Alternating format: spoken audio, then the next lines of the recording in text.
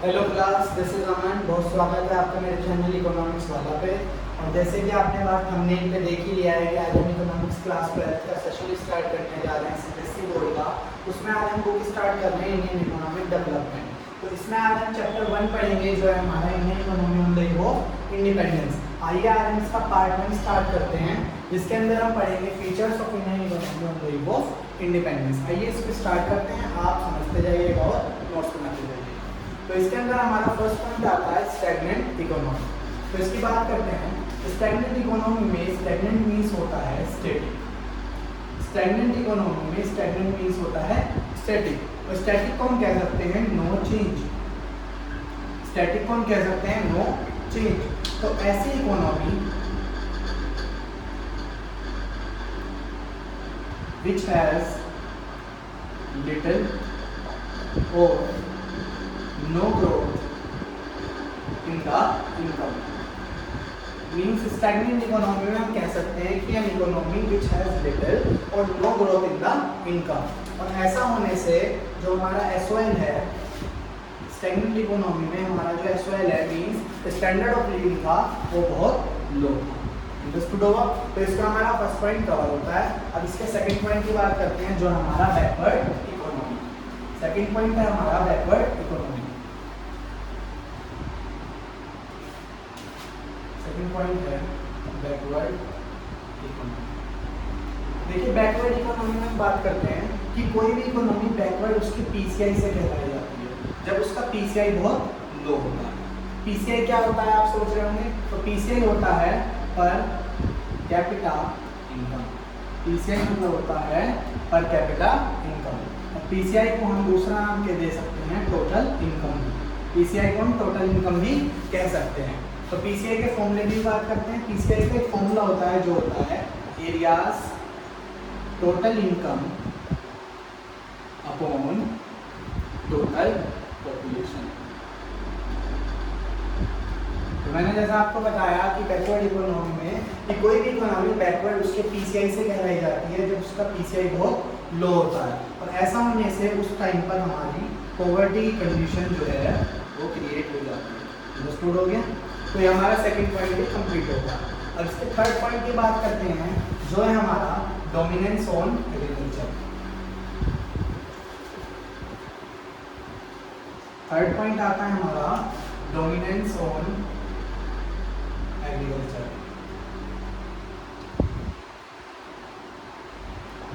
जैसे कि हमें साफ समझ आ रहा है इस टाइम पर एग्रीकल्चर की बात हुई है। तो ईव ऑफ इंडिपेंडेंस के टाइम पर जो हमारा एग्रीकल्चर था उसको प्रिंसिपल सोर्स बोला जाता था। किस चीज का? लाइवलीहुड का। Principal source of livelihood means eve of independence के टाइम पे जो हमारा एग्रीकल्चर था उसको प्रिंसिपल सोर्स ऑफ लाइवलीहुड कहा जाता था। अब इसका एग्जांपल समझिए। जैसे कि मैं कहूँ कि 1948 में हमारी जो 72% पॉपुलेशन थी, 72% जो हमारी पॉपुलेशन थी वो एंगेज्ड थी एग्रीकल्चर सेक्टर में। मींस 100 में से जो हमारी 72% पॉपुलेशन है वो हमारी एग्रीकल्चर सेक्टर में एंगेज थी। तो ऑब्वियस है कि डोमिनेंस ऑफ एग्रीकल्चर कहलाया जाएगा। और एग्रीकल्चर है तो हमारा लो प्रोडक्टिविटी थी उस टाइम पर। एग्रीकल्चर था तो हमारा लो प्रोडक्टिविटी थी। इस टाइम पर तो प्रोडक्टिविटी अच्छी है, वरना उस टाइम पर तो लो प्रोडक्टिविटी थी। और लो प्रोडक्टिविटी थी तो उस टाइम पर हमारा जो लो कंट्रीब्यूशन था वो भी बहुत लो था इन जीडीपी में। उस टाइम पर हमारा जो कंट्रीब्यूशन था जीडीपी में वो भी बहुत लो था। इसका हमारा थर्ड पॉइंट भी कवर होता है। इसका फोर्थ पॉइंट हम पढ़ते हैं जो है हमारा ब्लीक इंडस्ट्रियलाइजेशन। इसका फोर्थ पॉइंट पढ़ते हैं जो है हमारा bleak industrialization. Bleak industrialization. Bleak industrialization bleak में बाद में आएंगे, पहले हम इंडस्ट्रियल की बात करते हैं। आपको पता होगा कि ब्रिटिश रूल से पहले जो हमारी इंडस्ट्रीज थी उनको हैंडीक्राफ्ट के लिए जाना जाता था। ये बहुत इंपॉर्टेंट क्वेश्चन है, बोर्ड के हिसाब से वो पूछ सकते हैं वन मार्क्स में कि जो हमारा इंडस्ट्रीज थी प्रायर टू ब्रिटिश रूल वो किस लिए फेमस थी। तो वो हमारे हैंडीक्राफ्ट के लिए फेमस थी। बट जब ब्रिटिश रूल आया तो उन्होंने जो है हमारे हैंडीक्राफ्ट को डिस्ट्रॉय कर दिया। अंडरस्टूड हो गया। तो ब्लीक इंडस्ट्रियलाइजेशन में इंडस्ट्रियलाइजेशन तो हमने पढ़ लिया। अब बात करते हैं ब्लीक की। ब्लीक मीन्स होता है कलरलेस।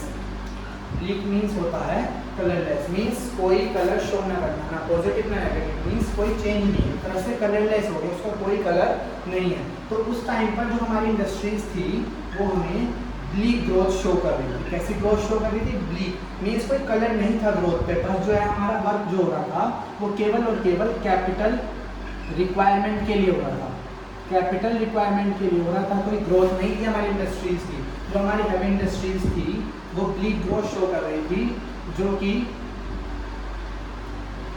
ब्लीक इंडस्ट्रियलाइजेशन को शो कर रही थी। अंडरस्टूड हो गया। तो ये हमारा 4th पॉइंट भी कवर हो गया। अब हम इसका 5th पॉइंट स्टार्ट करते हैं। 5th पॉइंट में हम पढ़ेंगे, इसके 5th पॉइंट में हम पढ़ेंगे डिपेंडेंसी ऑन इंपोर्ट। पॉइंट आता है हमारा डिपेंडेंसी ऑन इंपोर्ट। देखिए इस पॉइंट को हम नॉर्मली कवर करते हैं, जैसे कि हम अपनी लैंग्वेज में लिख सकते हैं। इस पॉइंट से हमें समझ आ रहा है कि उस टाइम पर जो है हम बेसिकली इंपोर्ट पर ही डिपेंड थे। हम मीन्स हमारी जो इंडस्ट्रीज थी उस टाइम पर वो बेसिकली इंपोर्ट पर डिपेंड थे, बिकॉज एक्सपोर्ट करने की हमारी कंडीशन नहीं थी क्योंकि ब्रिटिश रूल था। तो उस टाइम पर हम जो थे इंपोर्ट डिपेंड किस पर थे? इंपोर्ट पर। और इंपोर्ट भी जो था वो हमारी इंडस्ट्रीज को चाहिए था, एक तो मशीनरी का या इक्विपमेंट का। बेसिकली पूछ सकते हैं कि किस चीज़ का जो हम इंपोर्ट था, कौन सी चीज़ थी जो बेसिकली थी, तो वो बेसिकली हमारी जो चीज़ थी वो थी मशीनरी या इक्विपमेंट के लिए, क्योंकि काम करने के लिए या तो हमें मशीनरी चाहिए या इक्विपमेंट चाहिए। अंडरस्टूड हो गया। तो ये पॉइंट भी हमारा कवर होता है। इसके 2 पॉइंट बचते हैं लास्ट, 6 और 7। 6 पॉइंट आता है हमारा लिमिटेड अर्बनाइजेशन। 6 पॉइंट है हमारा लिमिटेड अर्बनाइजेशन। ये पॉइंट भी बहुत ईजी है, जिससे कि हमें पॉइंट से समझ आ रहा है कि लिमिटेड अर्बनाइजेशन में हम बात कर रहे हैं, मीन्स उस टाइम पर जो अर्बनाइजेशन था वो लिमिटेड था, मीन्स मोस्टली जो पीपल्स थे वो रूरल में लीव करते थे। रूरल मीन्स विलेज एरिया में। तो हम एग्जांपल देंगे कि इन 1948 हमारा 14% जो पॉपुलेशन थी, केवल और केवल 14% जो पॉपुलेशन थी वही हमारी अर्बन में लीव करती थी। रिमेनिंग जो हमारी 86% पॉपुलेशन थी वो हमारी रूरल में लीव करती थी। तो हम इस पॉइंट में अपनी तरफ से एक और पॉइंट ऐड कर सकते हैं कि उस टाइम पर जो हमारा SOL था, मीन्स स्टैंडर्ड ऑफ लिविंग था, वो भी बहुत लो था। ये पॉइंट भी हम इसमें ऐड कर सकते हैं। अंडरस्टूड हो गया। तो हमारा 6 पॉइंट भी कवर होता है। अब इसका 7th और लास्ट पॉइंट पढ़ते हैं, जो है हमारा सेमी फ्यूडल इकोनॉमी। कौन सी इकोनॉमी है? Semi feudal economy.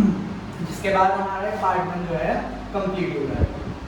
Semi feudal economy. तो सेमी फ्यूडल इकोनॉमी तो पता ही है, लेकिन जो इसमें वर्ड है पढ़ने का वो है सेमी फ्यूडल। तो सेमी फ्यूडल को सबसे पहले तो लिख देंगे कि सेमी फ्यूडल को हम मिक्स इकोनॉमी बोल सकते हैं। सेमी फ्यूडल को हम मिक्स इकोनॉमी बोल सकते हैं। तो पूछ सकते हैं कि मिक्स इकोनॉमी है तो मिक्सचर किस चीज़ का है?